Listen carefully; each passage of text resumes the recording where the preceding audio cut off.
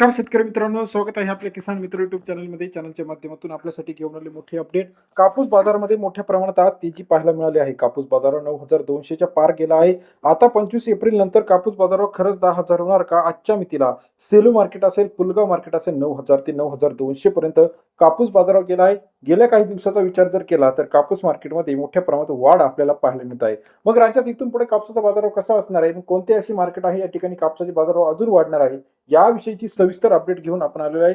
राज्यातील महत्त्वाच्या बाजार समितीतील कापसाची सविस्तर अपडेट आपण बघणार आहोत. यामध्ये Pulgaon market, Hinganghat market, Katol market, Bhiwapur market या सर्वाची अपडेट आपल्याला पाहायला मिळते आहे. चला तर जाणून घेऊया राज्यामध्ये काय कापसाची परिस्थिती आहे आणि अशी कोणती कारणं आहे ज्या कारणामुळे कापूस बाजारावर खरंच वाढणार आहे.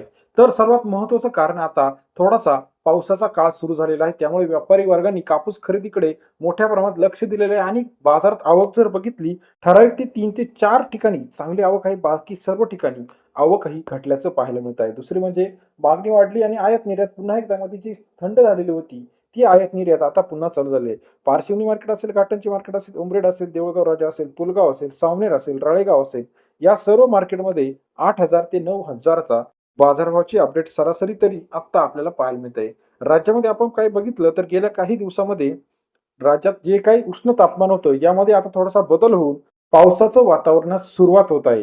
राज्यामध्ये 22, 23, 24, 25 अतिवृष्टीचा इशारा दिला आहे. याचा खबरदारी म्हणून व्यापारी वर्गांनी स्टॉक करायला आता कापूस सुरुवात केलेला आहे. कापूस मार्केट जे चालू राहतं हे मे पर्यंत चालू असतं. जून, जुलै, ऑगस्ट पर्यंत कापूस मार्केट हे थंड असतं. या ठिकाणी कोणत्याही प्रकारचा निलाव होत नाही.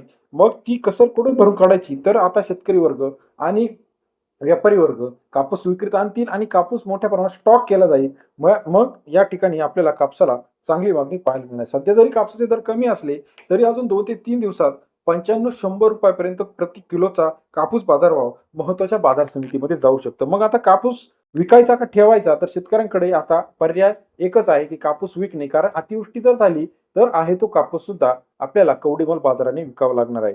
मग राज्यातील महत्त्वाच्या कापूस अपडेट आपल्याला येत्या काही दिवसामध्ये जर शेतकऱ्यांकडे कापूस असेल तर आपण तो टप्प्याटप्प्यात विका. ह्या आठवड्यात काही, पुढच्या आठवड्यात काही, अशा पद्धतीने विकल्यास सरासरी बाजारभाव आपल्याला 90च्या आसपास जाताना पाहायला मिळणार आहे. राज्यामध्ये आता सीसीआयने खरेदी मात्र कमी केलेली आहे.